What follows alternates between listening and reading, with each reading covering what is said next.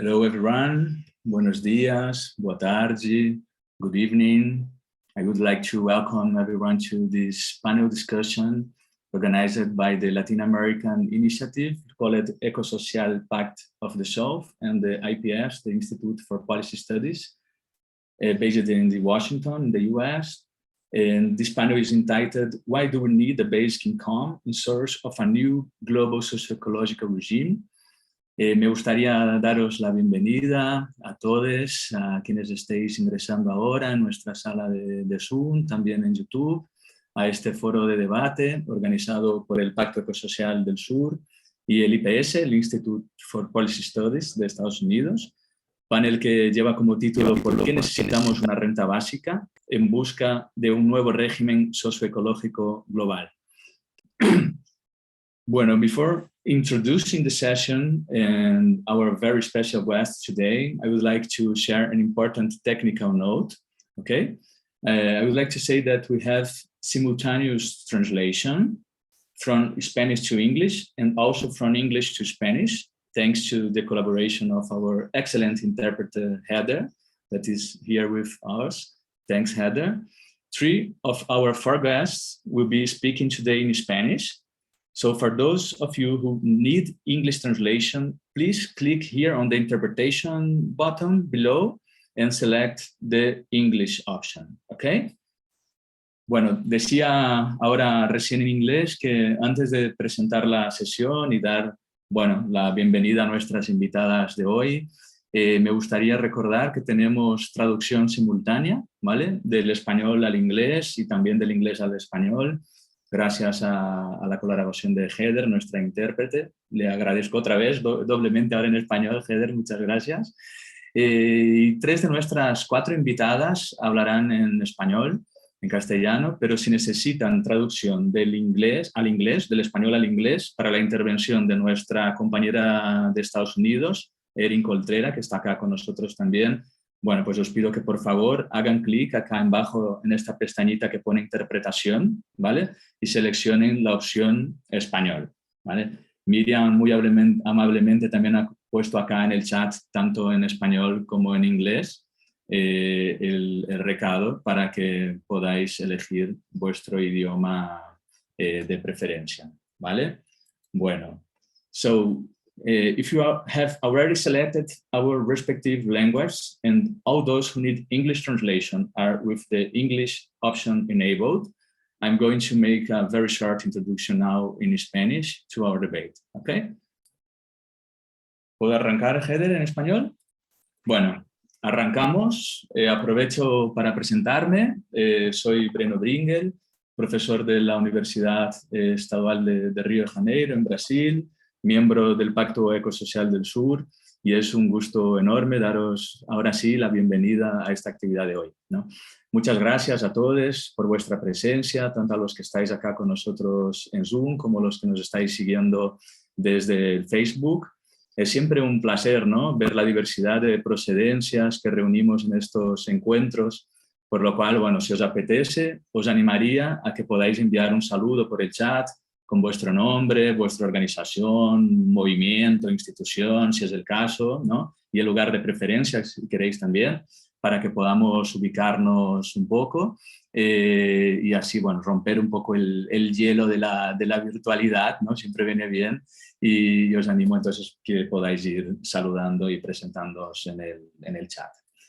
Quisiera decir que esta es la tercera actividad pública consecutiva de una serie de debates organizado por el Pacto Ecosocial y el IPS en el marco de un proyecto más amplio sobre transiciones globales justas. Hicimos una primera actividad a principios de año sobre las transiciones ecosociales justas en América Latina. Enseguida tuvimos otra actividad sobre los impactos de los nuevos pactos verdes sobre América Latina, ¿no? Los vídeos están disponibles en los canales del IPS, del Pacto Ecosocial del Sur también.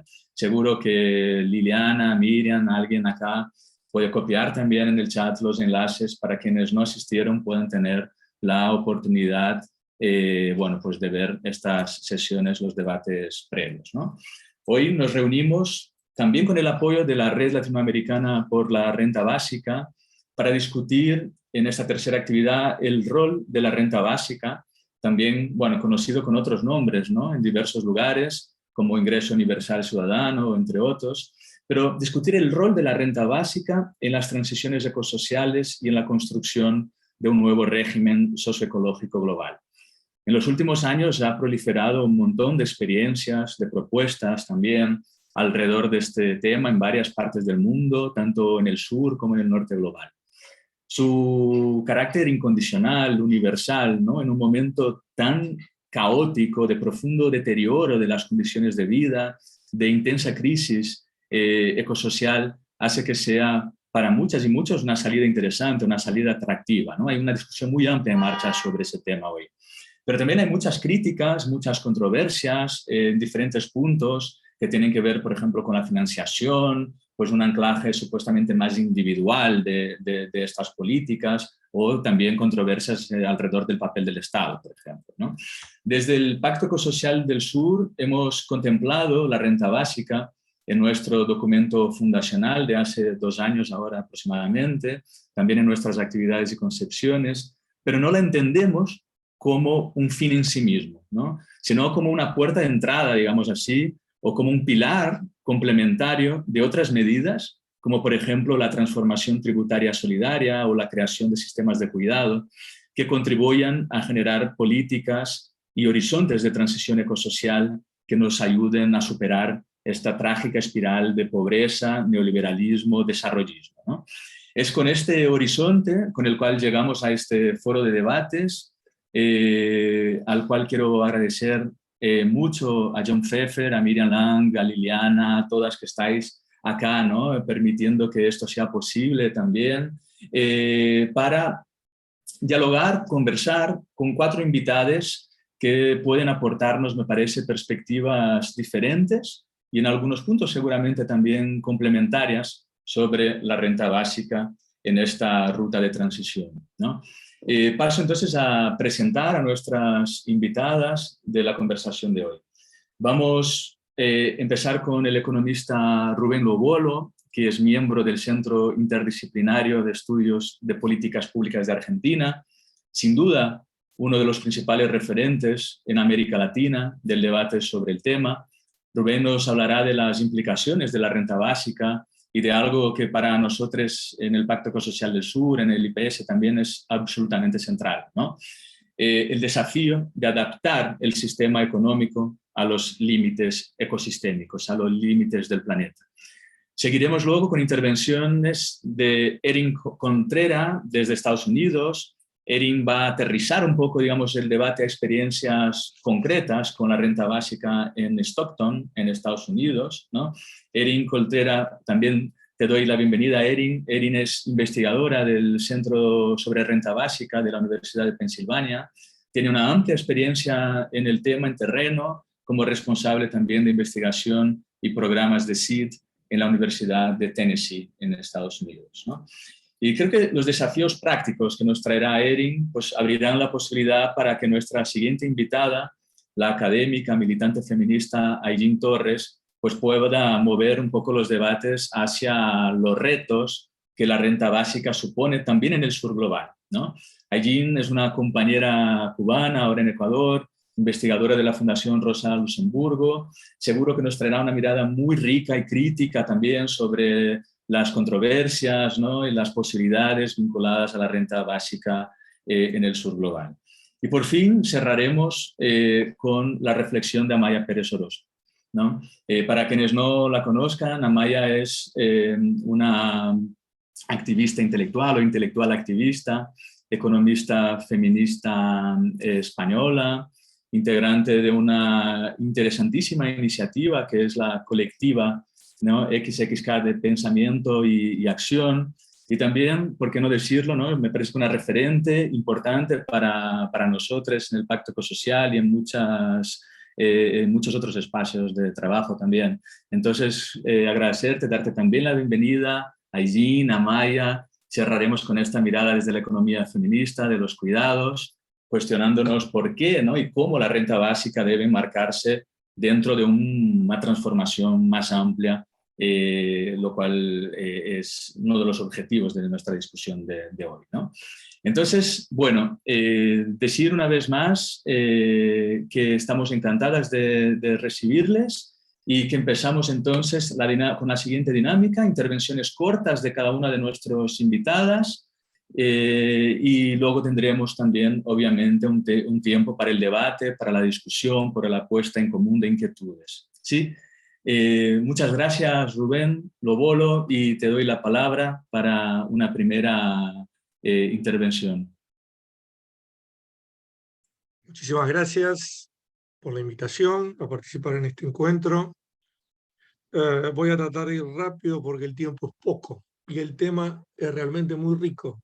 Y como bien lo señalaba Breno, da lugar para muchas controversias.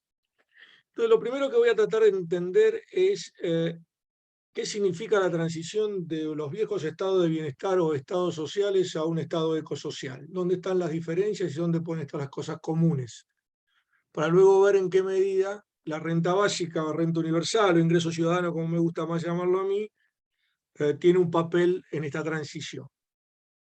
Los estados de bienestar básicamente eran sistemas de protección social que estaban localizados. De hecho, se habla de muchos modelos diferentes según los países y que atendían básicamente o atienden básicamente a los riesgos sociales que están vinculados con la cuestión social, que es básicamente la cuestión que se deviene del trabajo mercantil, los riesgos y daños vinculados al trabajo mercantil, y lo que hacía era identificar riesgos que eran bastante fáciles de identificar, vejez, incapacidad, cargas familiares y demás, y ofrecer una compensación a cambio generalmente monetaria, y también obviamente construir todos los elementos a través de sistemas mucho más universalizados como sistema de educación y salud para la formación de esa fuerza de trabajo. Bueno, la cuestión ambiental está introduciendo otro tipo de riesgo. Primero, es un riesgo global, no es un riesgo localizado. En segundo lugar, en muchos casos estos riesgos no son prevenibles, justamente porque estamos hablando de daños imprevisibles, en muchos casos irreparables y en general muy difícil de ser individualizados. O al menos es muy difícil dimensionar el daño sobre quién va a caer y de qué modo va a caer. Entonces, tenemos como dos lógicas, en principio, que son diferentes para la cobertura. Y de hecho uno podría pensar que todo lo que tiene que ver con la protección social de un estado ecosocial debería ubicarse dentro del grupo de políticas que habitualmente se llaman de adaptación a la crisis climática. ¿Cómo adaptamos la protección social a las nuevas condiciones que impone la crisis climática? Creo que por allí debería ir parte de la reflexión de la pregunta que nos está convocando hoy. Y ahí hago una segunda diferencia que creo que es uno de los grandes problemas y las grandes contradicciones. El viejo estado de bienestar o estado social se asentaba sobre el supuesto del crecimiento económico sostenido. El crecimiento económico generaba empleo, el crecimiento económico generaba recursos fiscales, entonces se estructuraron los sistemas de protección social sobre la base de que la gente iba a tener empleo, iba a ser capaz de aportar a lo largo de toda su vida y el Estado iba a poder generar recursos fiscales para poder atender la cobertura de esas contingencias. Bueno, justamente estamos en un gran problema porque el Estado ecosocial nos está diciendo, cuidado muchachos, que no podemos seguir creciendo y que muy difícilmente podamos seguir generando empleo en las condiciones que veníamos generando hasta aquí, por lo cual uno puede decir que las bases de sustentación del tradicional estado social y del tradicional o estado de bienestar, como lo quieran llamar, están seriamente cuestionadas frente a la crisis climática. Lo cual es lo mismo que decir que las tradicionales instituciones de protección social hoy ven erosionarse sus bases de sustentación. Esta es la primera reflexión. ¿Y a dónde nos lleva este tipo de reflexión? Nos lleva a pensar que tenemos que cambiar la lógica de pensar las instituciones de protección social sobre una lógica que desde la crítica del ambientalismo ya es muy clara. O sea, tenemos que dejar de pensar un Estado capaz de reparar daños a un Estado que tenga que ser capaz de prevenir daños. Un Estado que no esté tan preocupado por el dinamismo del crecimiento económico y la eventual distribución que puede venir a partir de ahí, sino que tiene que pensar en la distribución en sí misma, incluso hasta de manera independiente del crecimiento económico. Si yo me paro en estas dos cuestiones, empiezo a pensar desde este lugar. Digo, bueno, ¿es posible en un futuro estado ecosocial seguir dinamizando la satisfacción de las necesidades humanas a partir del ejercicio ilimitado de las preferencias en los mercados, como viene siendo hasta ahora? ¿Podemos seguir pensando al nuevo estado ecosocial a partir de las estructuras que generan los mercados laborales cada vez más desiguales y probablemente cada vez más incapaces de darle cobertura laboral a la mayor parte de la población? Si yo lo miro desde este punto de vista, entonces me parece que el planteo que corresponde a un estado ecosocial en relación con la protección social es buscar un mecanismo de prevención que sea lo más universal posible. Dejar de pensar que en el estado futuro se va a poder, por ejemplo, pagar una previsión social, una jubilación, una pensión, en relación con el ingreso que se generó durante la vida, sino preguntarse cómo hago para garantizarle a todo el mundo un ingreso básico como prioridad. En ese sentido que estoy planteando pasar de lo compensatorio a lo preventivo. Si esto es así, y acá voy al punto que tal vez sea el más controvertido, la pregunta que hay que hacerse, que ya está formulada en muchos trabajos y en muchos estudios, es: ¿existen necesidades humanas universales y comunes para todos y todas?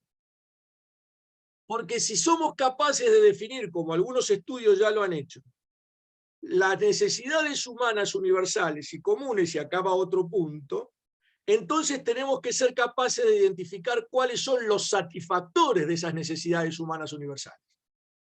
Las necesidades pueden ser universales, los satisfactores pueden variar culturalmente, localmente, pero el tipo de necesidades a las cuales habría que darle prioridad en un estado ecosocial, me atrevo a decir que son perfectamente identificables. Vamos a dar un ejemplo: salud, educación, alimentación, otras podemos seguir marcando, pero hay necesidades, y ese es el presupuesto para mí de un futuro estado ecosocial, que son universales y que deberían tener prioridad en los mecanismos de protección y de satisfacción. Y ahí me paro en otro punto que creo que a veces es muy poco discutido. Si yo sigo funcionando como actualmente, con una economía y una sociedad que se maneja a partir de los gustos y las preferencias marcadas en los mercados, es imposible generar un pacto intergeneracional, que es lo que reclama la crisis climática. Es imposible saber ahora cuáles van a ser los gustos y las preferencias de las generaciones futuras. Sabemos que si seguimos por este camino, las generaciones futuras van a carecer de un entorno saludable para poder vivir. Eso lo sabemos. Pero lo que no sabemos, mediante los mecanismos actuales, es cómo conectar las necesidades actuales con las necesidades de las generaciones futuras para estructurar instituciones que sean capaces de dar protección contemporánea, pero al mismo tiempo con una visión que esa protección contemporánea tiene que servir para proteger a las generaciones futuras.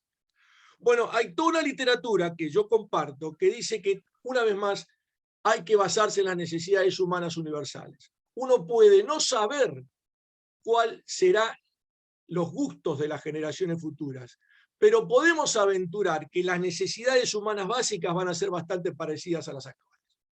Van a necesitar salud, van a necesitar educación, van a necesitar alimentación, van a necesitar ciertos mecanismos de transporte, van a necesitar mecanismos de participación social, de integración social, etcétera, etcétera, etcétera. Entonces, si yo lo miro desde ese punto de vista, me puedo plantear cuáles son entonces las políticas prioritarias para garantizar necesidades humanas contemporáneas y que al mismo tiempo generen mecanismos para satisfacer o garantizar que las generaciones futuras van a poder acceder a la cobertura de esas necesidades humanas. Y es allí donde entra el tema del ingreso ciudadano, como interrogante. La ventaja que tiene el ingreso ciudadano frente a estos planteos o a estos desafíos que marca el Estado ecosocial es, primero, que es universal. Es una condición que ya señalé antes que deberían tener las políticas de protección social. No distingue, cubre al universo.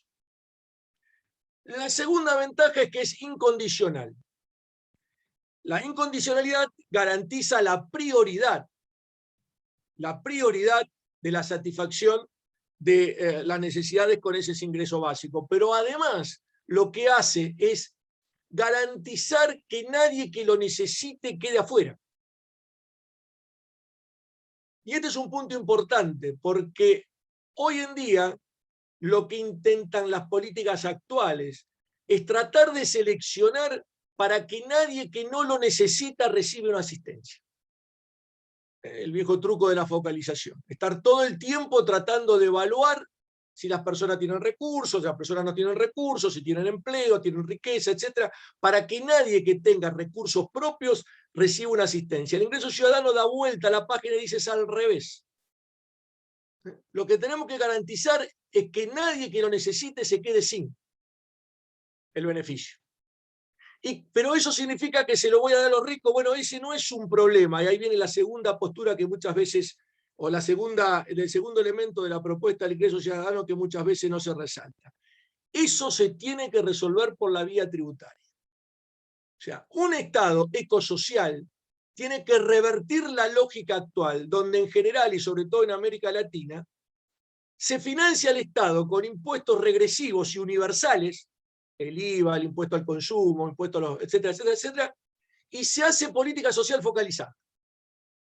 En un Estado ecosocial tenemos que revertir la lógica y tener una política social preventiva y universal, a lo cual el ingreso ciudadano o renta básica califica muy bien, y una política tributaria más focalizada en los sectores contaminantes, en los sectores de alto nivel de riqueza y concentración de riqueza, porque tenemos que pasar a movilizarnos a un Estado que tenga una distribución sostenible frente a un Estado que hasta acá venía tratando de garantizar un crecimiento insostenible. Dentro de esta lógica es donde yo veo que el ingreso ciudadano califica mejor. ¿Cuál es el problema?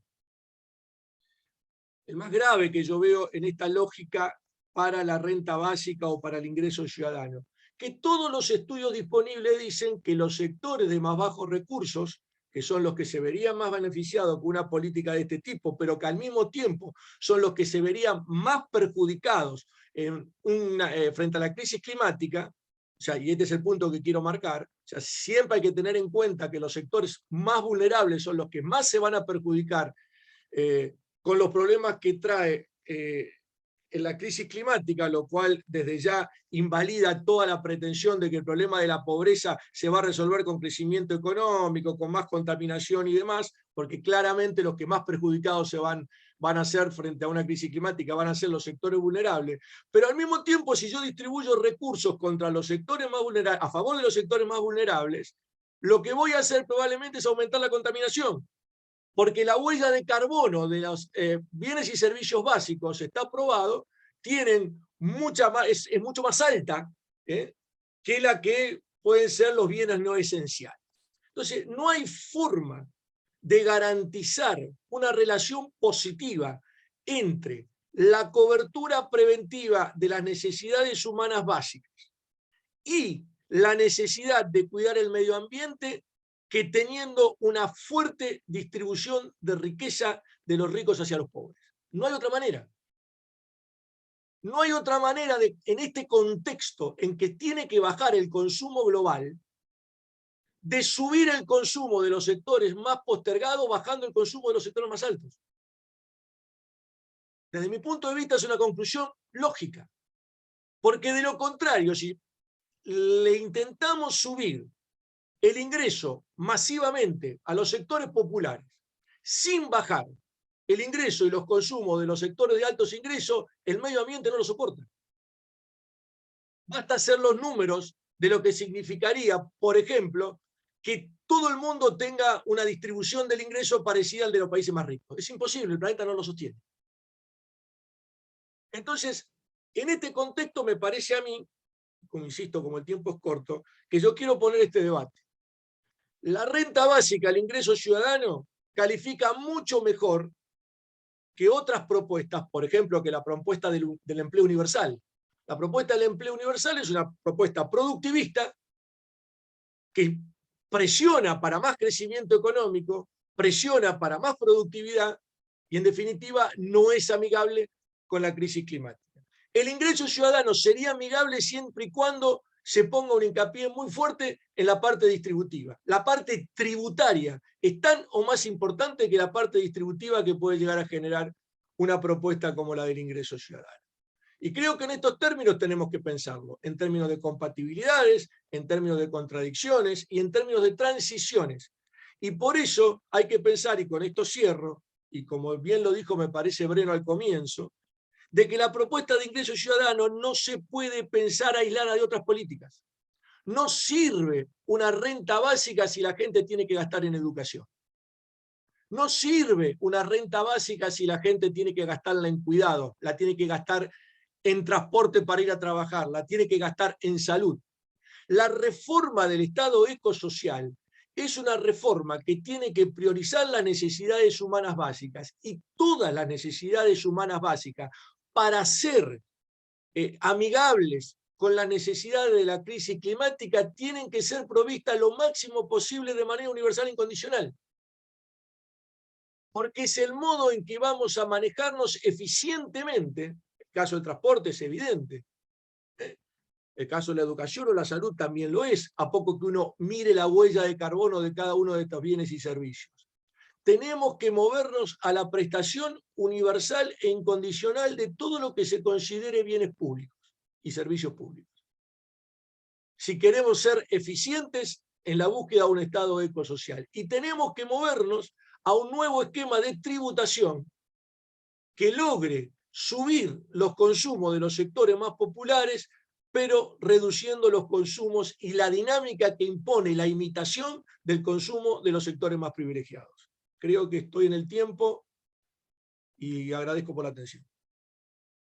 Perfecto, Rubén, muchísimas gracias por esta excelente intervención. Hemos arrancado muy bien el debate con este diagnóstico, pero también debate propositivo, ¿no? Que nos plantea Rubén en términos de pensar el ingreso ciudadano, la renta básica, vinculado a un Estado ecosocial y a otras medidas complementarias. Tendremos tiempo luego para el debate. Quisiera aprovechar para saludar a todos quienes se han incorporado un poquito después y a quienes nos habéis saludado desde diferentes lugares de América Latina, de Argentina, Colombia, Bolivia, Chile, Ecuador, pero también desde Estados Unidos, Sudáfrica, sé que hay alguna gente en Europa también. Así que bienvenidas, bienvenidos. Vamos ahora a viajar también en México. Vamos a viajar desde Argentina a Estados Unidos, con la segunda intervención con Erin Coltrera, que nos va a aterrizar algunos dilemas y controversias y propuestas más concretas, ¿no?, del ingreso ciudadano, de la renta básica en Estados Unidos, y en una experiencia concreta en la que viene trabajando bastante. Para quienes llegasteis después, Erin va a hablar en inglés, así que podéis activar la opción de interpretación acá abajo, y clicar en escuchar en español, y Heather lo traducirá del inglés al español. Welcome, bienvenida Erin, la palabra es tuya. Thank you so much. It is a pleasure to be here. I'm going to share a brief presentation to talk through the Stockton Economic Empowerment Demonstration's first year findings. So these are findings from the first year of an experiment in the United States in Stockton, California, that have implications for understanding how cash allows people to make better choices because they're able to exercise their agency overall. So let me share my screen. Okay, folks can see that? Excellent. Sí, puede. Excellent. Okay, the Stockton Economic Empowerment Demonstration. Perdón, un segundo. Sorry, Erin, can you speak slowly, please, for the translation? Yes, absolutely. Okay, thank you. My slides are in English, but I'm going to make sure to speak to every point on them so that the live translation will cover my material and no one will have to miss anything. So the Stockton Economic Empowerment Demonstration, or SEED, was the United States' first mayorally led guaranteed income program. Selection criteria for the program, you needed to be 18 years of age or older, and you needed to be a Stockton resident living in a neighborhood with an area median income of at Stockton's area median income, which at the time was around $46,000. The selection process itself, we used random address selection to invite participants, and those who applied were randomly assigned to treatment and control groups, with 125 folks in the treatment group selected to receive $500 a month. There were three main questions, three key questions that the SEED evaluation and research aimed to address. The first is, how does GI impact monthly income volatility? The second is, how do changes in income volatility impact psychological health and physical well-being?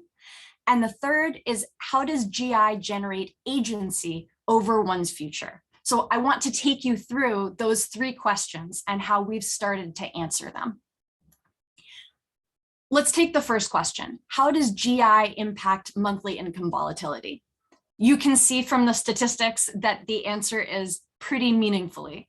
1 year into the program, the treatment group demonstrated significantly less month-over-month income volatility when compared to those in the control group. Nearly 1.5 times more income volatility was experienced by control group members. Less volatility, of course, means more predictability. People are able to plan their lives with more certainty. And that's incredibly important when people are making financial decisions about their health, their well-being, and their everyday life. The decreased volatility led to something else that we found to be important. There is an oft-cited statistic that nearly half of United States citizens would be unable or would choose not to pay for a $400 emergency expense with cash or a cash equivalent. The idea, right, is that they have to borrow money or sell something or use debt. Debt has long-lasting consequences, impact on your credit score or interest payments, which means that for a large number of United States citizens, a $400 emergency costs more than $400. For our participants in Stockton, you can see that number was even higher. Over 50% of the treatment group initially, or over 75% of the control group and the treatment group initially would have paid using debt or having to sell something. And that number changed significantly by the end of the first year. Over 50% of the treatment group would have been able to meet that emergency now, just with cash. Now, this actually gets us to that second question, which is, how did those changes in income volatility impact psychological health and physical well-being? As a social worker, this is the part of our findings that I think is especially exciting, because there are meaningful changes to overall well-being that make everyday life better, right? SEED recipients experienced less anxiety and depression and reported increased emotional health. They experienced more energy instead of fatigue and reported experiencing less physical pain. To take a closer look at the statistics behind those findings, the Kessler-10 is a widely used psychological instrument that measures distress based on questions around anxiety and depression. The scores range from 10 to 50. The higher the score, the more severe the distress. Scores less than 20 indicate a person is likely to be psychologically well. As you can see on this graph of our participants' Kessler scores, our findings suggest that the treatment group experienced clinically and statistically significant improvements to their mental health. And remember, all they're getting is $500 a month. There's no required engagement in programming. There's no psychological treatment. This is literally about giving people money, period. And we're seeing these types of changes. As you can see in the quote on the screen, one participant reported, "I had panic attacks and anxiety. I was at the point where I had to take a pill for it, and I haven't even touched them in a while. I used to carry them with me all the time." This is the importance of integrating our quantitative findings with the qualitative data. We found that the $500 functioned in a very particular way for women, in particular, who spend a lot of their life performing care work for free within their networks. These unpaid caregivers talked about the ways in which the seed money allowed them to prioritize themselves in ways that they had ignored for years, whether it was catching up on neglected dental work or medical care, or just the newfound freedom to center themselves in their own life and narrative. So let's look at the third question, which is, how does GI generate agency over one's future? We found and we operationalized this in 3 different ways. So changes to employment, changes to risk-taking and goal setting, and then freedom from forced vulnerability. So I'll walk you through those 3 sub-pieces. In terms of employment, at the beginning of the experiment in February 2019, we found that 28% of recipients, so those in the treatment group, had full-time employment, and 32% of control group members had full-time employment.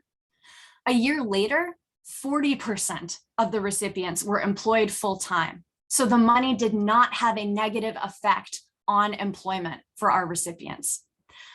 It's important to note that these findings can't point to larger labor market trends, but when integrated with the qualitative data, it suggests that recipients were able to leverage the $500 monthly payment to improve their employment prospects in a few different ways. They did so in 2 ways in particular. The $500 removed material barriers to full-time employment, such as the capacity limits created by scarcity and precarity. So it allowed participants to reduce part-time work in order to finish internships or training or coursework, which could then lead to full-time employment and promotions, and allowed them to reallocate resources in a way that facilitated their seeking better job prospects. One participant in particular spoke to us about the fact that he had been eligible for a real estate license for more than a year, but he couldn't afford to take the time off to complete his license. With the $500, he took the time off and was able to achieve that real estate license and begin full-time work as a realtor. We did, however, find limitations with the $500 in terms of risk-taking and goal setting, because women in particular who were supporting family and had strained extended networks, were doing unpaid care work, weren't able to leverage the seed money in the same way, because the $500 was not enough to completely alleviate the significant needs that were left unmet by the market and the social safety net. But the final aspect of agency that the $500 had a measurable impact on during that first year is freedom from forced vulnerability. For more than 100 years, we've seen lots of social science literature that establishes that one way people living on economic margins survive is by relying on strong social networks and strong social ties. But living with constant financial strain can create forced vulnerability, reliance and dependence on people or systems that you don't want to engage in, but that you have to. One recipient described in the quote that is on screen that poverty for her means a lack of choice. You're forced in ways you don't want to be.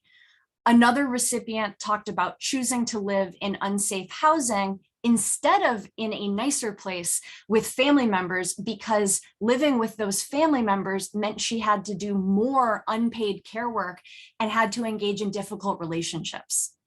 Now, we know that there is much more to explore with SEED and beyond, but our findings from that first year suggest that once basic needs are met and scarcity is dampened, participants were able to describe small but meaningful pathways toward chosen vulnerability and authentic trust, which was defined by a choice and a sense of safety. And then finally, I want to talk about some of the limitations and implications. And there are, of course, limitations to our findings so far. Engagement and take-up and spending patterns in SEED were all driven by an existing milieu of mistrust in Stockton that was present because of the tremendous number of predatory loans and dishonest financial practices that played out during the 2008 housing crisis and continued to do so a decade later. We also saw limits in what the $500 was able to do because of the exceptionally high costs of things like housing, childcare, and lingering medical debt. But we're really excited to look forward to see how findings from SEED or any guaranteed income pilot can inform policy and advocacy, even taking these limitations into account. And right now, we're finalizing our second year of analysis for peer review, and we hope to integrate the findings from the full demonstration soon. So that's SEED. Thank you, Erin. Gracias, muchas gracias, Erin, por tu presentación. La verdad que después de escuchar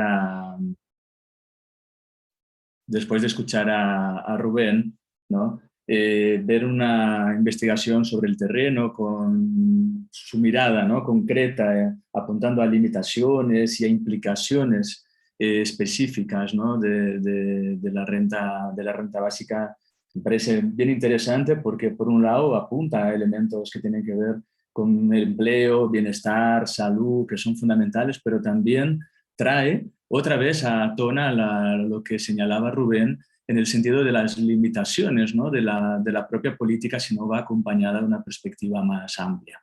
Y con eso vamos a la siguiente intervención de nuestra colega y compañera Aidín Torres. Nos movemos ahora a Ecuador, otra vez ahora una intervención en castellano, intentando reflexionar desde una perspectiva del sur global, ¿no? Y sobre estas controversias, posibilidades y limitaciones de la renta básica. Bienvenida, Aidín.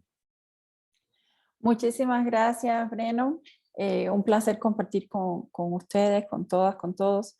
Voy a, según el encargo de quienes organizaron el panel y lo moderan, mi presentación va a ir sobre todo un poco a referir algunas de las críticas y respuestas a las críticas en relación con la renta básica. De hecho, estaba viendo en el chat hace un momento como muy rápidamente se empiezan a activar las preguntas, ¿no? Críticas, dudas, que han sido muy reiteradas y que es necesario continuar trabajando, algunas relacionadas, por ejemplo, con la pregunta sobre si el hecho de que una renta básica sea condicional no puede, incondicional, no puede generar asistencialismo, alguien preguntaba eso en el chat, o bien sobre asuntos relacionados con la financiación de la renta básica. Ciertamente, estas son preguntas que orbitan todo el tiempo en torno a la discusión sobre la renta básica. En todo caso, yo creo que las críticas a la renta básica y los contraargumentos que pueden formularse a esas críticas o las preguntas abiertas que todavía quedan,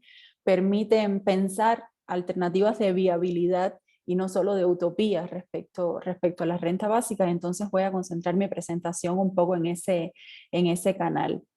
La renta básica, como ha dicho Rubén, Aidín también, es una opción social que atiende estructuralmente un problema problemas que son estructurales y que busca avanzar universalmente sobre problemas que son universales, que tienen que ver con el empobrecimiento, la desigualdad y sobre todo con la reproducción reproducción de las condiciones de dependencia agravada de grandes grupos sociales que implican no solo la dificultad o directamente la imposibilidad de reproducir su vida biológica y material, sino que también les impide negociar las condiciones en las que participan socialmente en los distintos ámbitos, ¿no?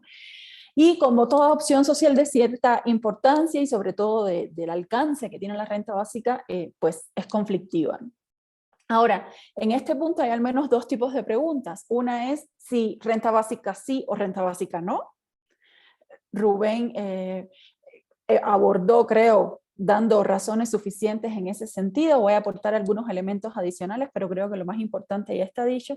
Y una segunda pregunta que tiene que ver con, una vez que hemos acordado la pertinencia de la renta básica, ¿cuál es su viabilidad y cuál es, digamos, la dimensión procedimental, ¿no? Cómo implementar la renta básica. En este contexto y con la pandemia, la pregunta sobre si la renta básica sí o no se reactivó, ha pasado antes en otros momentos, en otras crisis, ¿no? En este momento concreto la estructura de los riesgos sociales se ha modificado sustancialmente con la pandemia, ha habido un cierto regreso a la discusión sobre el universalismo, de la discusión sobre lo público, no ha sido igual en todos los países, en algunos ha sido más notable que en otros, pero en todo caso eso ha propiciado un relanzamiento de la discusión sobre la renta básica.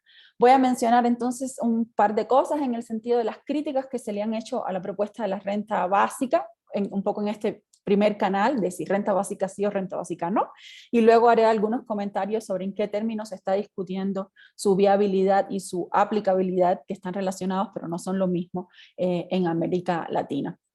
Sobre lo primero, no me voy a referir a las críticas feministas a la renta básica universal, que realmente son las que más he trabajado, pero voy a hablar de otro tipo de problematizaciones porque entiendo que Amaya va a explorar eso a profundidad.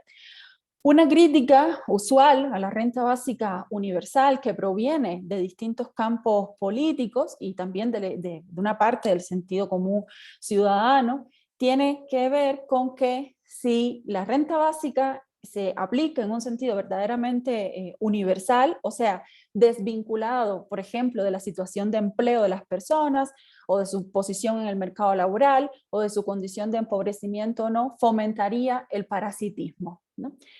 Eirim acaba de demostrar en el estudio concreto al que se refirió que no es así, que las personas que obtuvieron una renta básica, eso no disminuyó ni su búsqueda de empleo en todo caso, ni las formas en que buscaron incluirse en el mercado laboral. En todo caso, esta crítica específica que la renta básica estimularía el parasitismo acostumbra a ir acompañada, sea implícita o explícitamente, de una confusión que ha sido muy analizada por los feminismos, por cierto, que tiene que ver con las lógicas de reproducción del capitalismo, ¿no? Me refiero a la tesis que equipara trabajo con trabajo monetariamente remunerado y que defiende que no estar percibiendo remuneración monetaria por una actividad significa que no se está haciendo nada, ¿no? Entonces, se ha argumentado largamente que existen buenas razones para desmontar eso muy fácilmente, por ejemplo, mirando tanto el trabajo doméstico y de cuidados no remunerados como el resto de las ocupaciones por las cuales algunas personas reciben cuantiosas cifras monetarias y que es muy dudosa su contribución social, pero en todo caso, cualquier política que haya beneficiado a la población empobrecida con los niveles de renta más bajos siempre ha merecido, por parte de algunos actores políticos, pues esta acusación de que fomentaría el parasitismo o que la gente no trabajaría, ¿no? Pero la evidencia que eso tiene es completamente nula.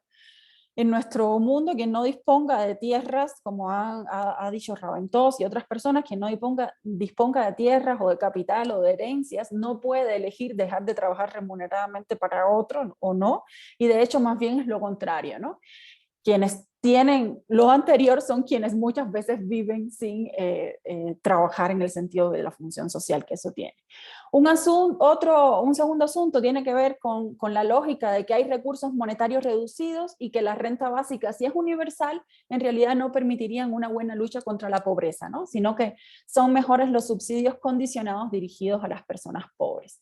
La base de esta idea es de que son más justificables los subsidios dirigidos a, entre comillas, quienes más lo necesitan, y que la renta básica universal pues impediría redireccionar esos recursos. Sin embargo, las ventajas que tienen los subsidios focalizados han sido largamente discutidas por sus altísimos costes administrativos, por ejemplo, porque es una medida esencialmente, la renta básica, a diferencia de estas otras políticas, es una medida esencialmente preventiva de la exclusión, como comentaba Rubén antes, porque la renta básica además permite eludir estas llamadas trampas de la pobreza y del desempleo, o sea, las cantidades monetarias de los subsidios condicionados no son acumulativas y no pueden convivir con otras rentas, mientras que la renta básica sí. Por otra parte, la incondicionalidad de la renta básica trae consigo también la promesa de erradicar o de mitigar, de hecho, diversas prácticas asistenciales fundadas en el clientelismo y en los muy diversos y muy nocivos conocidos efectos del clientelismo, o sea, la fomentación de la burocracia parasitaria, tanto formal como informal, el robustecimiento de relaciones de dependencia y así, ¿no? Otra crítica desde ciertos sectores de izquierda es que la renta básica universal no es una medida suficientemente anticapitalista, ¿no? Y que por eso no hay que atenderla porque más bien desviaría la discusión de otros focos más importantes. Sería discutible cuáles pueden ser asuntos más importantes que el derecho a la existencia, ¿no? Y al sostenimiento de la vida, pero es un tipo de argumentación que también podemos, de argumentación crítica sobre la renta básica. En mi opinión, eso ignora las irradiaciones que tiene o que podría tener, y en efecto tiene, la renta básica universal sobre el mundo del trabajo en general y del empleo en específico, sobre la redistribución, sobre el fortalecimiento de los sindicatos, sobre el poder de negociación individual que aumenta en las personas que tienen un sustento básico asegurado, lo que eso implica para la transformación de la política fiscal, como mencionó Rubén antes, y sobre todo desestima la importancia de la subsistencia, ¿no? O sea, la propuesta de la renta básica no es una panacea para la curación de todos los males sociales ni civilizatorios, pero sí es una política que por su naturaleza universal e incondicional es capaz de contribuir a garantizar la existencia material de una gran mayoría desposeída para que estas personas puedan, del modo que sea o de modos diversos, cuestionar el status quo del orden de las cosas, ¿no? De esa forma, la renta básica disputa uno de los núcleos más importantes del capitalismo, de hecho, la relación capital-trabajo, y pues permite acceder y repensar formas distintas en las cuales se hace realidad la interdependencia de los derechos, ¿no? Porque el derecho al trabajo no es contradictorio con el derecho al ingreso o con el derecho a la vida, sino que la interdependencia de los derechos es central en toda esta discusión. Otra crítica tiene que ver con el argumento de que una renta básica propulsaría el consumo y aumentaría el colapso ecológico, como mencionó Rubén también hace un rato. Desde América Latina, investigadores han analizado que en efecto si se consume más habrá más impacto medioambiental, pero han señalado también, como mencionaba Rubén, la desigualdad entre los distintos tipos de consumo y cómo, en efecto, el aumento del consumo de los sectores más empobrecidos, que serían los que aumentarían su consumo percibiendo una renta básica, pues sería muy irrelevante respecto a lo que debería asegurarse de la disminución del consumo de los sectores altamente consumidores y de mayores ingresos. Pero por otra parte, esta es otra dimensión del mismo asunto en relación al consumo. Construir formas alternativas de producción y de consumo por fuera de las lógicas del mercado no es incompatible con una renta básica o con un ingreso universal ciudadano. De hecho, percibir una renta básica podría contribuir directamente a fortalecer la participación de las personas en redes comunitarias y en formas alternativas de gestionar la vida. La renta básica, y esta es otra crítica, podría decirse estandariza las formas de producción y reproducción de la vida, y aquí este es un asunto importante, en el último el que me voy a detener sobre esta primera parte, respecto a cómo la renta básica podría, y esto se alega por algunas voces, pues no resolvería de buena manera la tensión entre universalismo e individualismo o diversidad y derechos colectivos respecto a la estandarización que implicaría una política de renta básica. Esto se relaciona con varios asuntos a su vez. Por ejemplo, la renta básica universal implicaría la bancarización de todas las personas en países como los nuestros, en América Latina, donde los niveles de bancarización en muchas de nuestras naciones continúan siendo bajos, ¿no? La misma red latinoamericana de renta básica ha propiciado conversaciones políticas sobre qué implicaría la renta básica universal, por otra parte, para los pueblos, nacionalidades y comunidades indígenas En esas conversaciones han participado voces de compañeros de Colombia, Ecuador, Chile y otros países, y esto es súper importante porque es una de las preguntas abiertas, pues una de las conclusiones a las que se ha llegado pensando en los proyectos de ley específicos sobre ingreso mínimo ciudadano en este momento es que no consideran lo suficiente o desconsideran del todo las diversidades culturales, políticas y económicas, y que no tienen compromisos directos donde los hay con los estados plurinacionales, ¿no? O sea, la necesidad de pensar en un enfoque diferencial de respeto a las autonomías políticas de grupos, sectores, pueblos y nacionalidades es súper central para la discusión sobre la renta básica en América Latina, y tendríamos que seguir avanzando en ese sentido. Por ejemplo, cómo conectar la discusión sobre la renta básica con los derechos de los pueblos, los derechos colectivos de los pueblos originarios, qué implicaría en términos de consultas libres e informadas y así, ¿no? Prometí que no me iba a detener en las críticas feministas y no lo voy a hacer, más bien en el minuto y medio que supongo que me queda o algo Sí. así. Y Ya. te pido que, que aunque quede un minuto y medio, no corras tanto para ayudar a nuestra intérprete, por favor. Allí. Sí, Termina tranquila. sí, perdón. En estos 2-3 minutos que me quedan, hasta los 15, voy a referirme directamente a en qué términos se está discutiendo la aplicabilidad y la viabilidad de la renta básica en América Latina. Ha habido un argumento que se sostuvo por suficiente tiempo, en ocasiones aún se sostiene, relacionado con que la renta básica solamente se piensa en países de alta renta. Sin embargo, en los últimos años la discusión ha sido cada vez, en los últimos años y décadas, la discusión ha sido cada vez mayor en otras regiones del mundo, y bueno, en este caso en América Latina, y vinculado con eso pues ha estado el debate sobre cómo financiarla, ¿no? La crítica estrella: la renta básica es muy costosa, la renta básica es imposible de financiar, y por tanto no podemos avanzar en regiones como América Latina en este tipo de discusión, ¿no? Las respuestas más generales a esa crítica aportan varios argumentos. O sea, primero, la renta básica universal permitiría eliminar los pagos de transferencias de dinero focalizadas existentes y combinarlas en un solo programa más eficiente y desburocratizado, ¿no? La eliminación de gran parte de esta complejidad y costo podría permitir un pago de ingreso básico más alto que el que las personas reciben actualmente en muchos de nuestros países a través de varios programas de apoyo a los ingresos.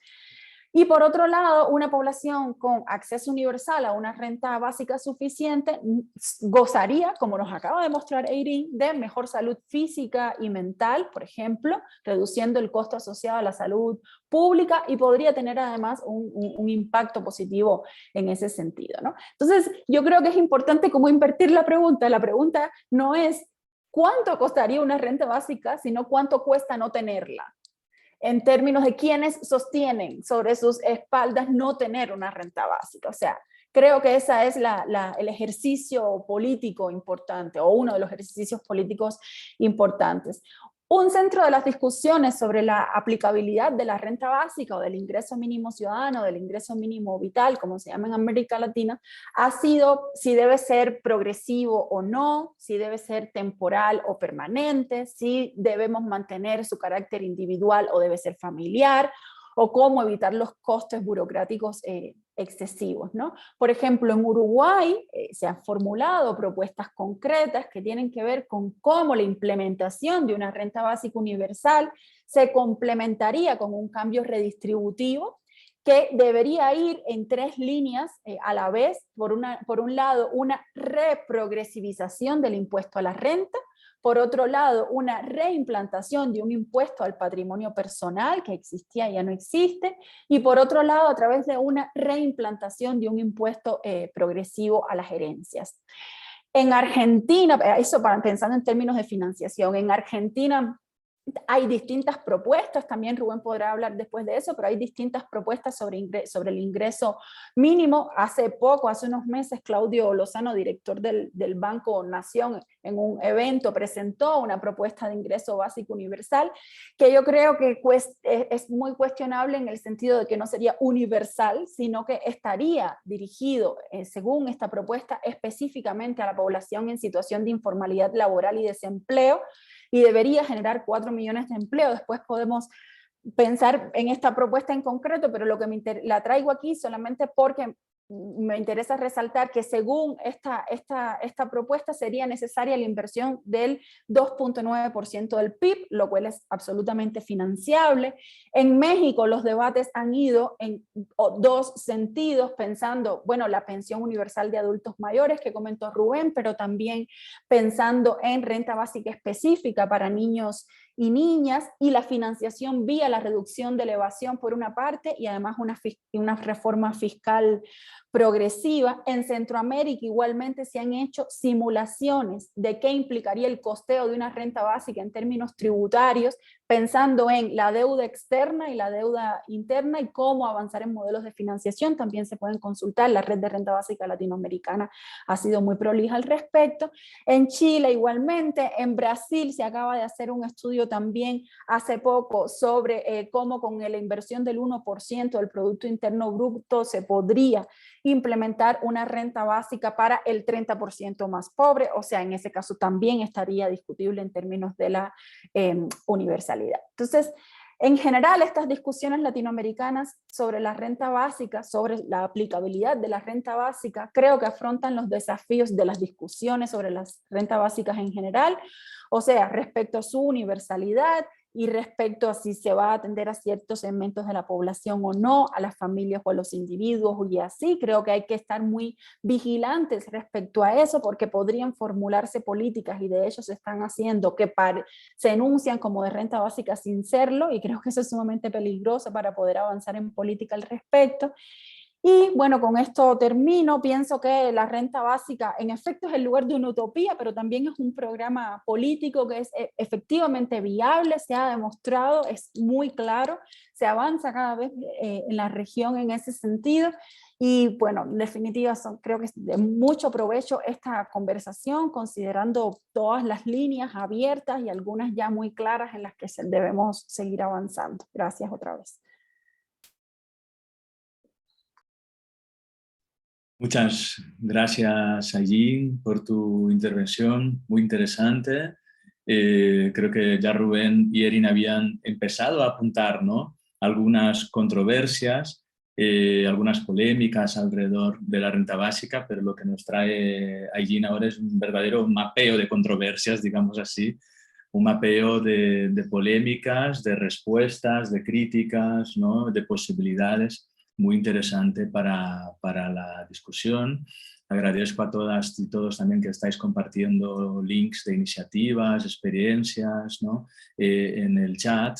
Y sin más, vamos ahora a hacer el último salto transatlántico desde Ecuador a la península ibérica. Presenté previamente a todas nuestras invitadas y ahora con mucho gusto le doy la palabra a Maya Pérez Orozco. Bienvenida, Maya. Bueno, pues buenos días, buenas tardes a todas, a todos, a todes. Voy a ponerme el tiempo también para ir bien como el resto de mis compañeras. Muchas gracias por la posibilidad de estar aquí compartiendo impresiones. Yo, fíjate que querría plantear mi intervención quizá en el sentido contrario que la ha planteado Ayin. Aylin decía que había dos preguntas, que la primera sería si renta básica sí o no, y si es un sí, entonces ¿cómo? Para mí sería justo al revés. La renta básica, para poder decir sí o no, tiene que ir vinculada al cómo. Entonces, renta básica según cómo se implemente, y cómo se implemente implica todas las cuestiones que ya se han levantado, cómo se financia, qué cuantía tiene o no tiene ninguna condicionalidad, incluido el a quién va a llegar. Va a ser los miembros de una determinada comunidad, quien tenga un estatus de ciudadanía legal, quien esté empadronado, la pensamos en términos globales, según también cómo se compagine con otras prestaciones que puedan estar existiendo y que se puedan o bien complementar o bien sustituir. Entonces, según cómo se diseñe y sobre todo según el contexto más amplio en el que se articule. El contexto más amplio tanto del resto de medidas para ese proceso de transformación socioeconómica, socioecológica profunda que queremos poner en marcha, y según también cuál sea el contexto en el que estamos incidiendo. Entre otras cosas, hasta qué punto ha permeado y ha profundizado este capitalismo heteropatriarcal colonialista, o sobreviven formas económicas que escapan de alguna manera un poco a ese monstruo que se instala en términos globales, ¿no?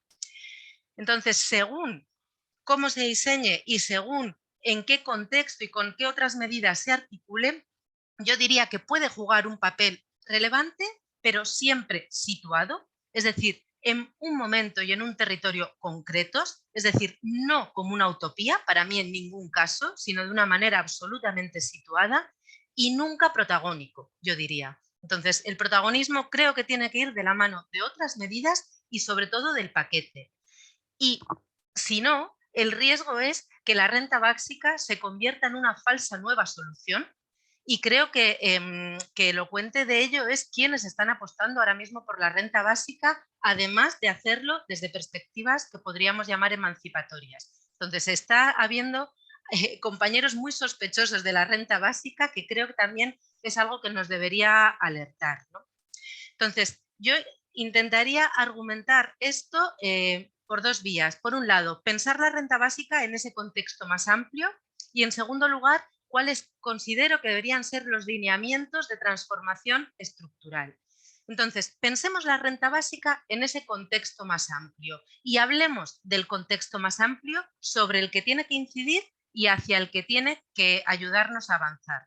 Entonces, yo diría que en primer lugar, y creo que aquí sí que hay acuerdo, la renta básica, estamos hablando de ella en un contexto que está caracterizado, además de por un colapso ecológico que desborda con mucho el cambio climático, en el cual yo no voy a entrar, que lo ha comentado más Rubén. Es un contexto de profundo proceso de precarización de la vida. Es decir, la precariedad en la vida se está convirtiendo en el régimen de existencia de las mayorías globales. Globales, hablo incluso del norte global, que nos creíamos supuestamente a salvo. El asunto es que esta precariedad en la vida es al mismo tiempo un régimen de existencia compartido, pero nos atraviesa de maneras profundamente desiguales. Entonces, para mí, una pregunta esencial es: ¿una medida homogénea en un contexto de precariedad, sí, pero también de desigualdad radical, cómo puede afectar? Es decir, ¿qué otros mecanismos para atacar los privilegios y atacar esos procesos de profundización de la desigualdad vamos a poner en marcha? Porque la renta básica no lo es en sí misma. Y en segundo lugar, este contexto se caracteriza porque ese proceso de precarización de la vida viene vinculado a un proceso de profunda mercantilización de la vida. Entonces, ¿qué otras medidas o qué otros mecanismos podemos poner en marcha para desmercantilizar la vida, para que nuestra calidad de vida dependa menos de nuestra capacidad de consumo individual en los mercados? Y aquí no ataca la renta básica. Entonces, ¿qué otras medidas hacia una desmercantilización fuerte e inmediata podemos poner en marcha? Eso en lo relativo a cómo leemos el contexto. Desde este contexto de precarización vital, queremos avanzar desde este contexto de precarización vital vinculado a un sistema socioeconómico donde los mercados capitalistas son el eje vertebrador de nuestra estructura socioeconómica. Su lógica de acumulación es el eje vertebrador. De aquí queremos avanzar hacia un sistema socioeconómico radicalmente distinto, donde sea algo así que podríamos llamar el sostenimiento del buen convivir nuestro eje vertebrador, como vida colectiva, como conjunto socioeconómico. Eso sí sería para mí la utopía y el horizonte. Esto implica una transformación radical de los cómo, de las estructuras materiales con las que sostenemos la vida. Y aquí nos aparecen preguntas que ya habéis ido comentando respecto al cómo financiamos lo que sea que vayamos a hacer. Y en este caso, la renta básica. Yo recuperaría las preguntas de: si ponemos tanta fuerza en la financiación de la renta básica, ¿hasta qué punto corremos el riesgo de detraer recursos de otras cosas que también necesitamos financiar, incluso de manera prioritaria? Por ejemplo, y lo vincularé luego, financiar, yo consideraría prioritario la financiación de servicios públicos universales que nos desmercantilizan la resolución de dimensiones vitales antes que el acceder a un ingreso individual para, por ejemplo, poder pagarme un servicio, un seguro privado de salud. Sistema sanitario público universal frente al acceso individualizado a la salud. Entonces, ¿qué juegos puede haber aquí de traer recursos de procesos más colectivos para focalizarlos aquí? Otra pregunta sobre la financiación que no sé si me he despistado, pero creo que no ha aparecido, porque otra de las claves de financiación que está habiendo a día de hoy en algunos lugares, en concreto en el contexto de la Unión Europea, es el recurso al endeudamiento de los estados, a un fuerte endeudamiento público. Y los eurobonos que están sosteniendo los fondos europeos a día de hoy son claramente un proceso de endeudamiento colectivo. Y endeudamiento colectivo significa atarse a los mercados financieros globales. ¿Y quiénes son los mercados financieros globales? ¿Y qué exigen luego para pagar? Porque las deudas a los mercados financieros nos obligan a pagarlos con el poder que tienen a día de hoy fondos de inversión, etcétera. Entonces, ¿cuánto podemos alimentar el monstruo del proceso de financiarización global? Estas preguntas necesitamos hacerlas. Igual que necesitamos hacernos la pregunta de con ese dinero, ese ingreso que nos podría generar una renta básica, ¿dónde podemos utilizarlo? ¿Qué tipo de estructuras de consumo tenemos? ¿A qué mercados podemos acceder? Porque si hablamos de contextos con mercados capitalistas profundamente desarrollados, ¿hasta qué punto la renta básica no puede ser un modo de sostener niveles imprescindibles de consumo que son claves para el sostenimiento de la maquinaria mercantil capitalista? Y por eso, a mi juicio, están determinados sujetos, Foro Económico de Davos, por ejemplo, pidiendo una renta básica como una manera de que los estados, vía ese endeudamiento, estén sosteniendo niveles básicos de flujo mercantil. Entonces, en contextos de profundidad mercantil capitalista, ¿hasta qué punto no alimenta la rueda? Y viceversa, en contextos donde existen otras estructuras socioeconómicas no capitalistas, ¿hasta qué punto las puede contaminar? Yo creo que esa sería una pregunta central respecto a ese cómo transformamos y quitamos ese eje de acumulación de capital como eje vertebrador.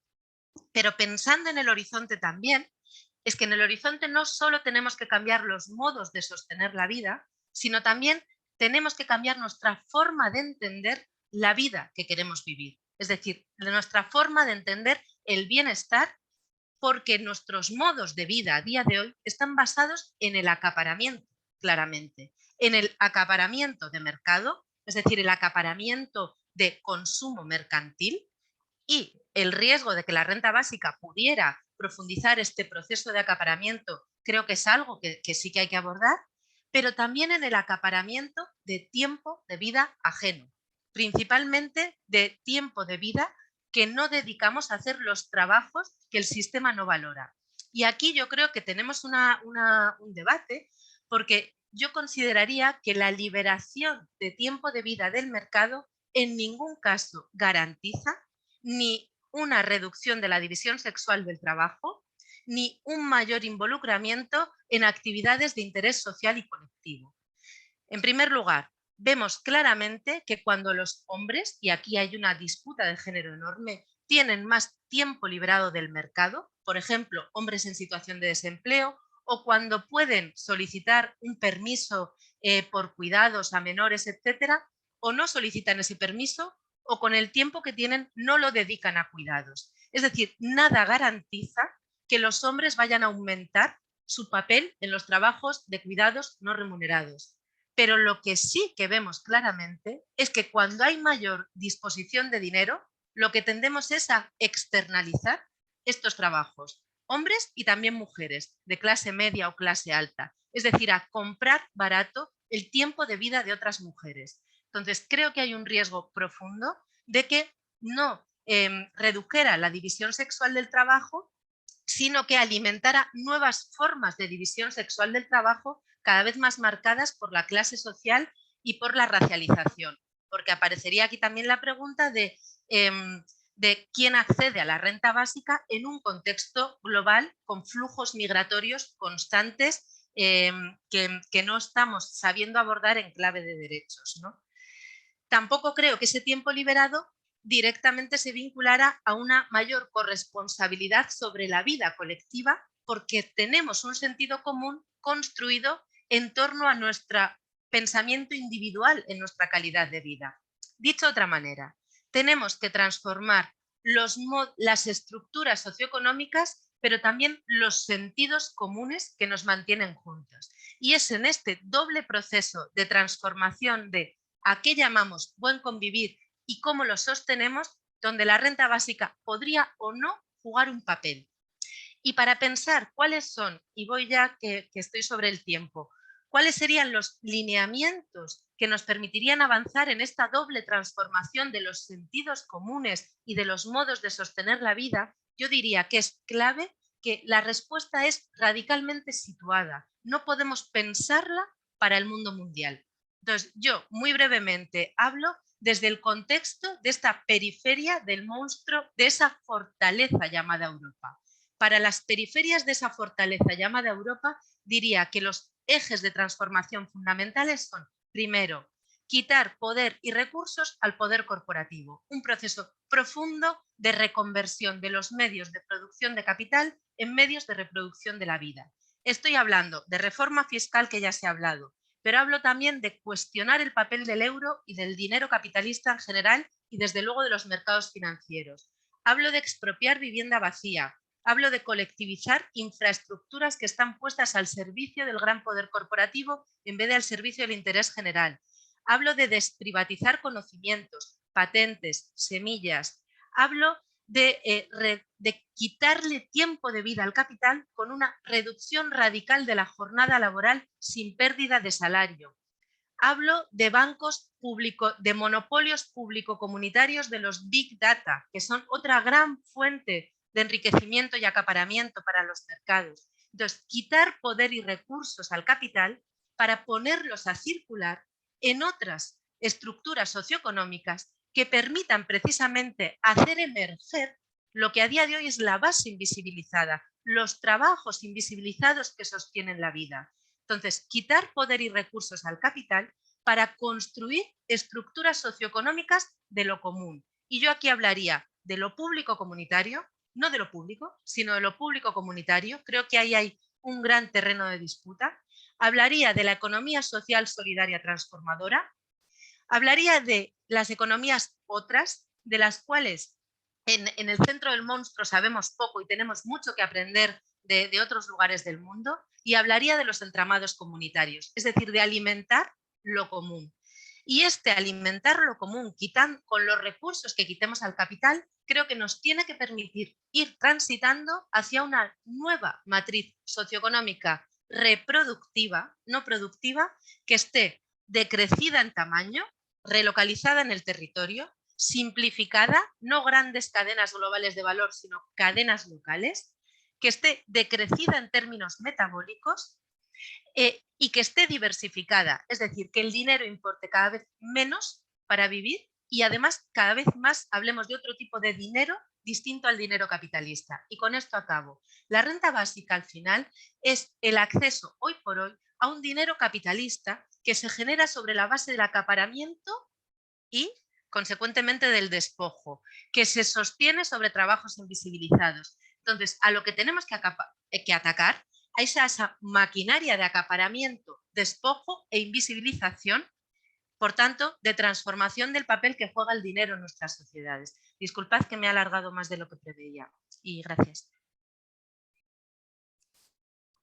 Muchas gracias, Amay, a ti por esta excelente intervención, con muchos elementos, me parece, para nuestra discusión.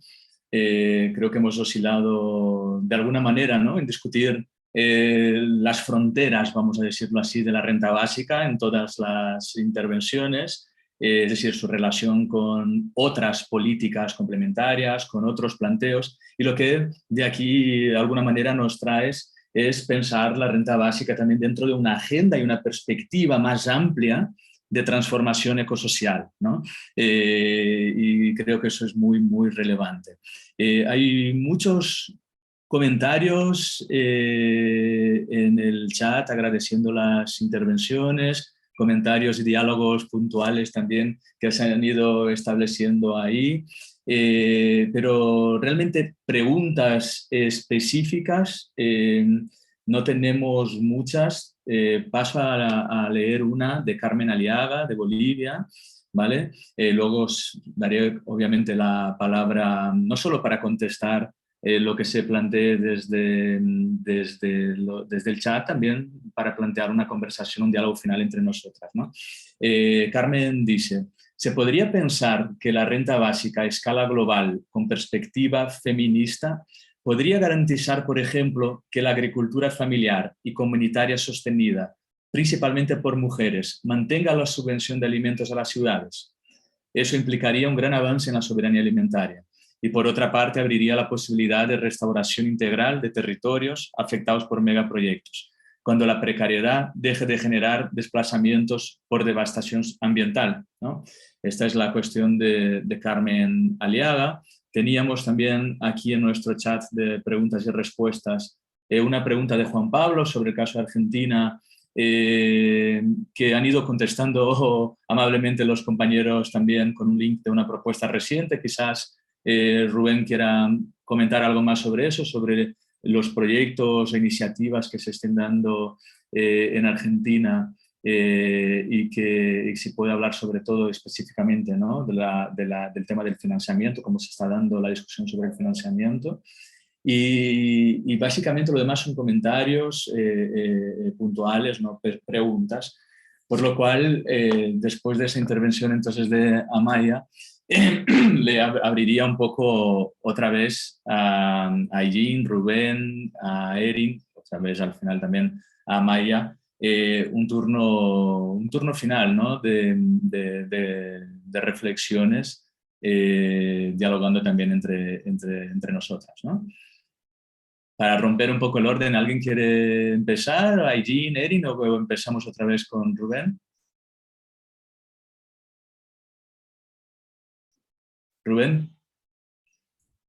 Yo sí, si empezamos, solo por animar un poco y plantearte una pregunta, Rubén, también.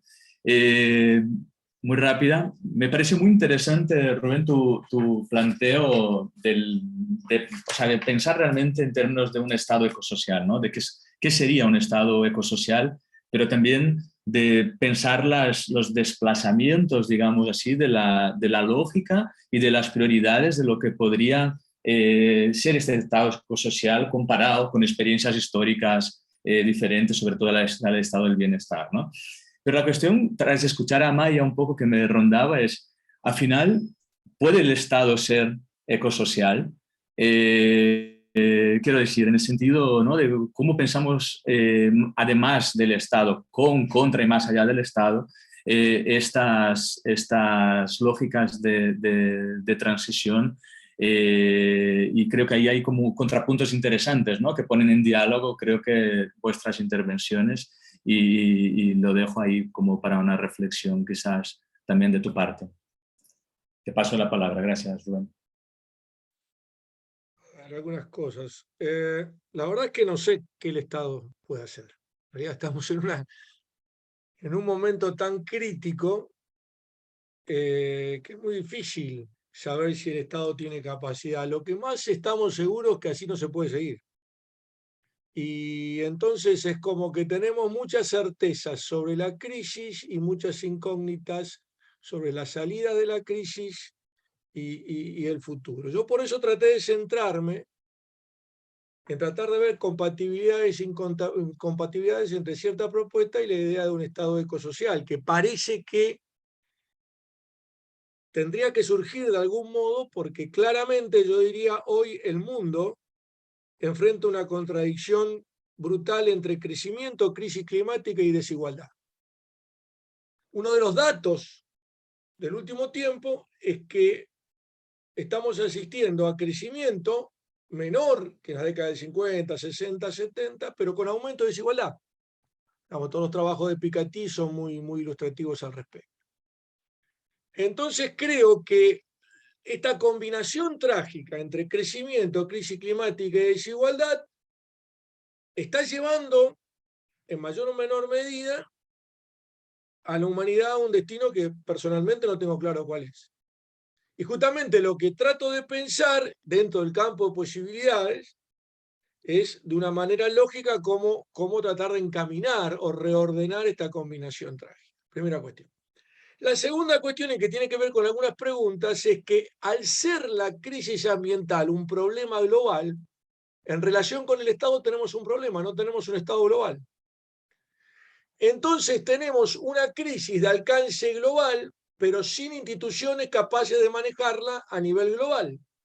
Y de hecho, lo único que se ha podido hacer ahora en relación, por ejemplo, con las políticas de mitigación, que necesariamente tienen que ser globales, a diferencia de algunas políticas de adaptación que pueden ser locales y que difieren según el estado de desarrollo, las instituciones que existan y demás, es que lo único que podemos hacer es los pactos, acuerdos, que si no se cumplen no sabemos cuáles son las sanciones y así estamos. Vivimos de pacto en pacto entre las distintas naciones y de incumplimiento en incumplimiento. Entonces, en relación con tu pregunta, es la lógica de la crisis climática, y esto puede sonar muy fuerte, pero la lógica me lleva justamente a crear más superestados, a crear estructuras políticas capaces de gobernar la crisis global. Esto es la conclusión lógica, no lo estoy proponiendo. Simplemente estoy diciendo que, lógicamente, si el riesgo social es global, si la crisis es global, necesitamos instituciones de gobernanza global. Y este es un tema que lo dejo explicando. Y por supuesto, si esto fuera posible, sería fantástico, y hay algunos escritos, en algunos he participado, proponer un ingreso ciudadano o una renta básica global. Pero para eso hace falta instituciones que no las tenemos y que obviamente hoy por hoy, como está construida la cuestión, la veo difícil. Pero si no tenemos instituciones globales, tampoco vamos a poder manejar la crisis climática. Eso es lo que me parece que suena o que concluyo lógicamente. Lo segundo que quiero marcar es que es evidente que la renta básica o el ingreso ciudadano es una herramienta de un conjunto de políticas.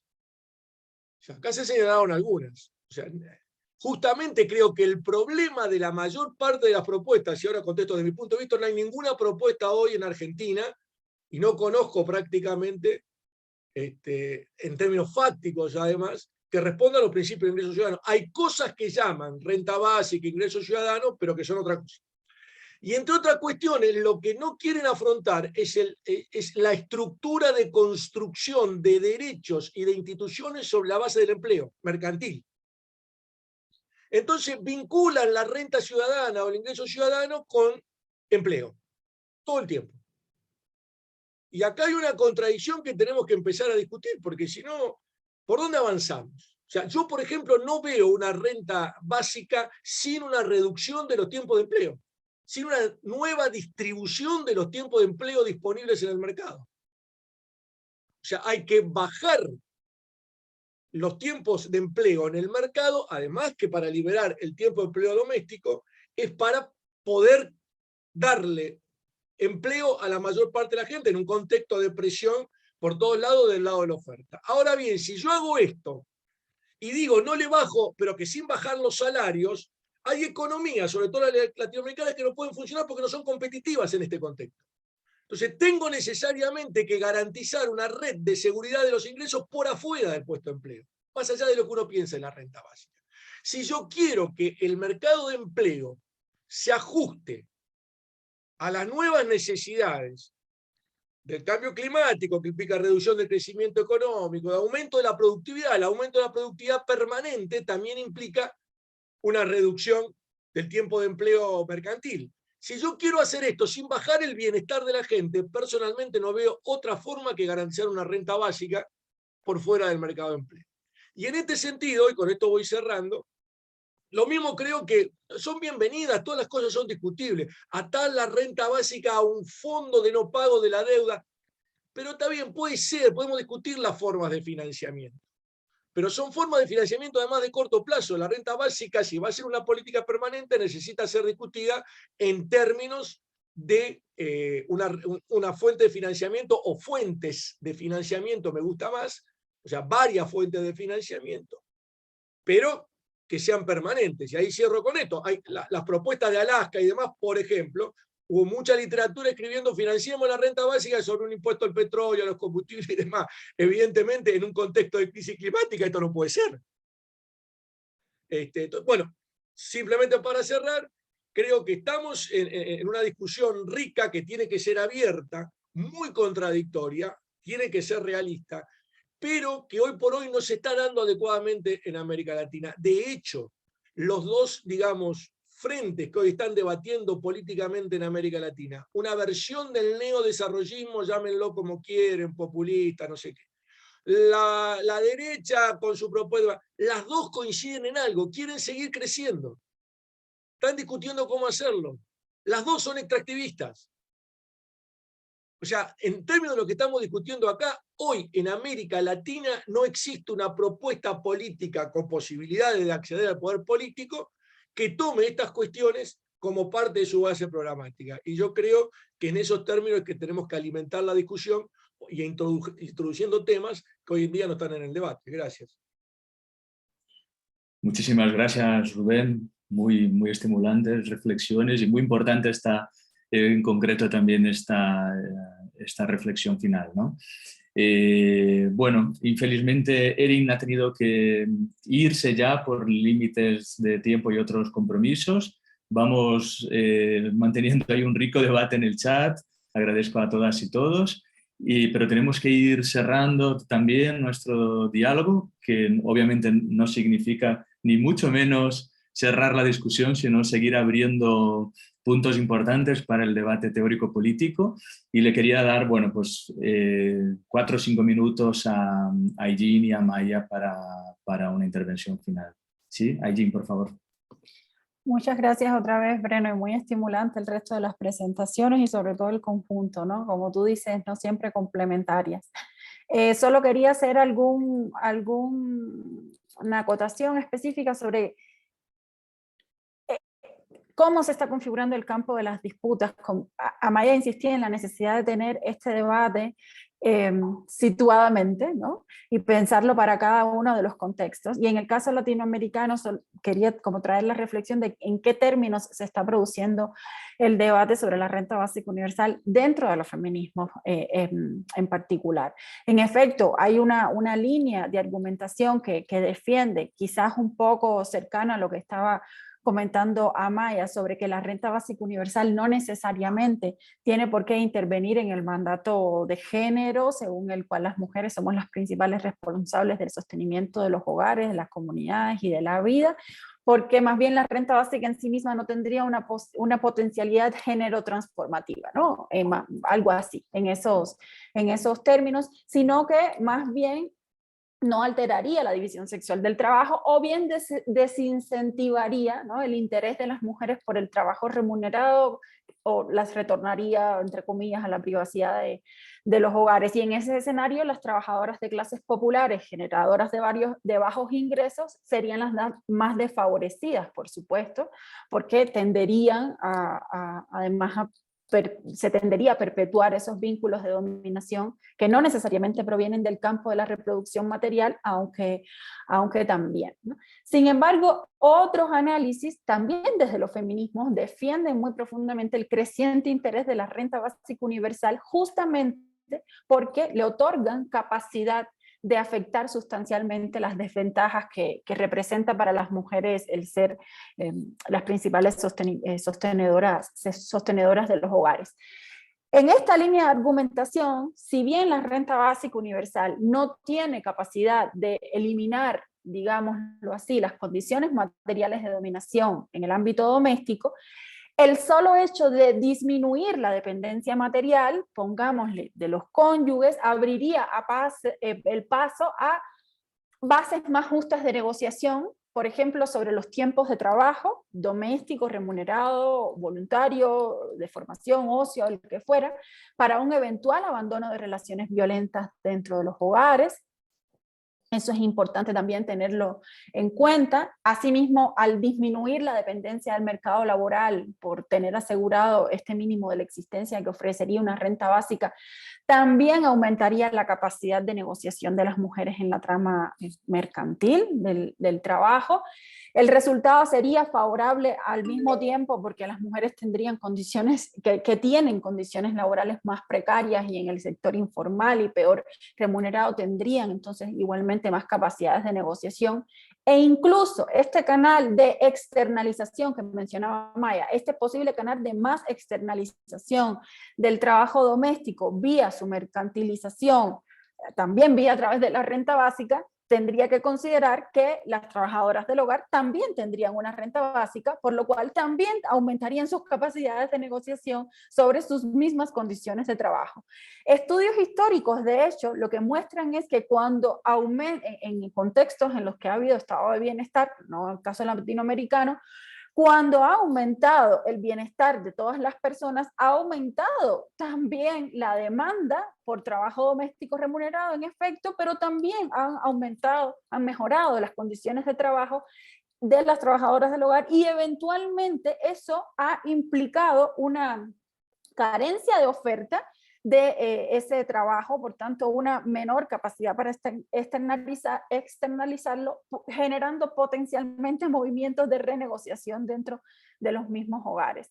Y con esto termino una discusión sobre la renta básica, ya en este caso no latinoamericana, sino que está teniendo lugar más en Europa y más en España de hecho, es cómo articular la discusión sobre renta básica por un lado y una nueva, entre comillas, discusión dentro de los feminismos, que no es nueva, pero que se ha reactivado, sobre la necesidad de pensar en una renta de cuidados. Ese es otro debate, ¿no? Pero la discusión entre renta básica y renta de cuidados, al final, implica preguntas muy similares sobre por qué monetizar un tipo de trabajo que lo que necesitamos es desmercantilizarlo y desmonetizarlo. O sea, en efecto, hay preguntas muy abiertas, pero lo que quiero recalcar son como distintas entradas dentro de los mismos feminismos, o al menos dentro de los feminismos latinoamericanos, donde hay un importante apoyo en un sector hacia la renta básica que, por ejemplo, apuesta por la necesidad de pensar en la interdependencia de los derechos y de conectar la discusión, y en esto sí creo que tenemos un consenso radical, conectar la discusión sobre la renta básica con la discusión sobre sistemas integrales de cuidados, que cada vez está más presente en América Latina, sobre la necesidad de pensar en servicios públicos reales y ampliados, y al menos yo no he visto, o sea, parte de la discusión más interesante sobre renta básica en América Latina y sobre sus vías de financiación, que vengan del sector, llamémosle así, de los progresismos, las izquierdas, caminos emancipatorios, implicarían transformar la política fiscal, transformar la política tributaria y no desfinanciar sectores públicos. En efecto, he visto ese tipo de argumentación, pero creo que no son el grueso de los que están defendiendo la renta básica, al menos en la región. Eso. Muchas gracias, Aileen.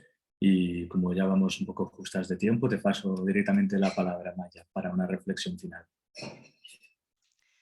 Sí, para mí lo relevante, por eso digo que el debate no sería tanto renta básica sí o no, sino en qué paquete, como que estabas comentando, Aileen, o sea, dentro de todo esto que podamos, de todos esos otros elementos que necesitamos plantearnos, teniendo bien claro cuál es el contexto sobre el que queremos incidir y debatiendo más quizá el lugar hacia el que queremos caminar y viendo ahí cuál va a ser el conjunto de medidas que no solo de política pública, sino en un sentido más amplio de lo político que nos pueden encaminar, ¿no? Yo brevemente, por alguna cuestión, comentaba Carmen el tema de la agricultura familiar, yo volvería a decir lo de que creo que es muy importante que las miradas que demos sean situadas. Entonces yo no me atrevo a hablar de si una renta básica podría permitir, digamos, afianzar o favorecer esa agricultura familiar sostenida por mujeres y ser un avance hacia sistemas alimentarios locales y hacia modos de soberanía alimentaria, pero sí estaba pensando, por ejemplo, en talleres con compañeras que comentaban cómo poblaciones campesinas que antes consumían su propio café, en un momento en que se introducen los mercados con fuerza, venden su café a Nescafé y luego terminan comprándose el Nescafé. Es decir, que la mercantilización, el proceso de mercantilización de la vida, creo que es una tela de araña muy compleja. Y en ese sentido, por ejemplo, lo que comentabas, Aileen, en contextos donde hay un aumento generalizado pues de las condiciones de vida, hay una tendencia a externalizar trabajos de cuidados y domésticos, pero no se encuentra quién los haga, creo que en un contexto también, además de migraciones globales imparables en gran medida, o sea, yo discutiría, por ejemplo, eso. Entonces, por un lado, creo que la mercantilización es una tela de araña y por otro lado, creo que tenemos un contexto en gran medida muy incontrolable. Entonces, ahí hay un cóctel grande, ¿no? Preguntaba un compañero sobre el rol, si las monedas sociales podrían jugar algún rol. Quizá por ahí habría un elemento importante a explorar. La idea de renta básica vinculada a monedas sociales, locales, con un control democrático. Quizá por ahí podría haber otras formas de renta básica más localizadas que avanzaran en ese proceso de relocalización de los circuitos socioeconómicos, de simplificación, que podría ser interesante explorar, ¿no? Una tercera cuestión que quería comentar es, creo que es importante, muy importante, plantear la renta básica desde esa, o sea, si hablamos de renta básica, plantearla desde esa idea de corresponsabilidad con la vida colectiva, porque creo que a día de hoy hay mucha tendencia a pensar que o yo sola me lo gano en el mercado, bajo la idea de meritocracia, o que el Estado me dé.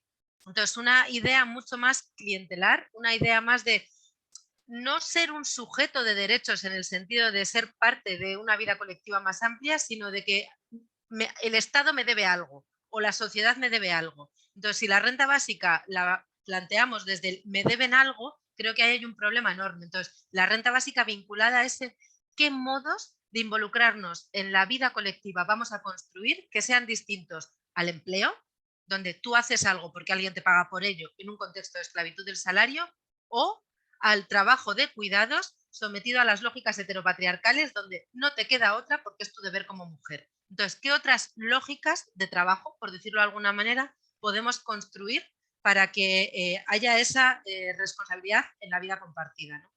Y en cuarto lugar, sobre el Estado, la pregunta que se planteaba anteriormente, yo creo que para algunas al menos, y ahí también me parece importante lo que comentaba Eileen, creo que la mirada desde ningún sitio es monolítica y desde luego desde los feminismos tampoco, o sea, hay gran diversidad de opiniones, pero para algunas el estado del bienestar claramente no es un horizonte. Entonces, no es defender el estado del bienestar que se supone que hubo en una determinada Europa en un momento dorado, no es un horizonte porque sabemos con claridad que ese estado del bienestar siempre se sostuvo sobre el expolio medioambiental, la desigualdad global y la división sexual del trabajo, pero además porque es que es irrecuperable, pero los mecanismos que sobreviven a día de hoy del estado del bienestar sí son una herramienta imprescindible para ir más allá del estado del bienestar. Entonces, ¿cómo podemos usar ese estado del bienestar para ir más allá de él? No sé si hacia un estado ecosocial o si hay que llamarlo de otra manera. Necesitamos instituciones colectivas. No sé si la idea es el Estado. Y vincularía el cuestionamiento al estado del bienestar con el cuestionamiento a los estados-nación vinculados a un proceso de colonización global también. Y ahí estoy hablando de que todos estos debates, por ejemplo, se pueden aterrizar en el contexto del Estado español con la pregunta sobre la soberanía de determinados territorios que están peleando por ser soberanos para también poder implementar determinadas herramientas de política económica, como podrían ser esta, desde otro ángulo, ¿no? Entonces, bueno, que tenemos un montón que hablar y poco tiempo, ¿no? Me temo, Breno. Muchas gracias, Amaya. Tenemos un montón que hablar, un montón que hacer también, ¿no? Y una buena, creo que, agenda compartida también de elementos que se han traído aquí hoy. Estamos ya llegando al final de la discusión, pero ha habido una participación muy activa en el chat, os agradezco un montón por ello. Yo creo que hemos tenido una mañana o tarde, según como estemos, muy rica, ¿no? De debates, de intervenciones, tratando de rodear, digamos así, la cuestión de la renta básica desde diferentes ángulos y perspectivas, mirando los límites, las posibilidades. Muchas inquietudes, está diciendo Tatiana acá en el chat, que realmente quedan y que seguiremos seguro profundizando en otras ocasiones, ¿no? Entonces me gustaría agradecer muchísimo a Rubén, a Erin, a Eileen, a Maya por sus intervenciones. Agradeceros a todas y todos, ¿no? Que habéis estado participando de este conversatorio hoy. Agradecer también al IPS, a John Pfeffer, por el apoyo en esta actividad conjunta con el Pacto. a todas y todos los compañeros del Pacto Ecosocial del Sur que también han estado trabajando, ¿no?, en este conversatorio, especialmente a Miriam Lang y a Liliana Buitrago, que han estado aquí dando todo el apoyo necesario para el conversatorio de hoy. Y no podía dejar de mencionar finalmente también a nuestra intérprete Heather, que una vez más, ¿no?, nos ha brindado la posibilidad de que podamos también entendernos desde diferentes latitudes. Bueno, compañeras, compañeros, colegas, amigos, muchísimas gracias y seguimos transitando. Obrigado. Muchas gracias. Thank you. Muchas gracias.